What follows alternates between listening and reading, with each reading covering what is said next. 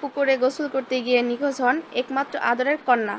অনেক খোঁজাখুঁজির পরে পাশের পাট খেতে মিলল নিথর দেহ। কোনো কিছুতেই থামছে না স্বজনদের আর্তনাদ। স্বজনরা জানায়, ফরিদপুর সদর উপজেলায় খোপলাডাঙ্গি সদরপুর গ্রামে কিশোরী রেখা শুক্রবার পুকুরে গোসল করতে যায়। অনেকক্ষণ ফিরে না আসায় স্বজনরা খোঁজাখুঁজি শুরু করে। অনেক খোঁজাখুঁজির পর পাশের পাট খেতে মিলল কিশোরী রেখার নিথর দেহ।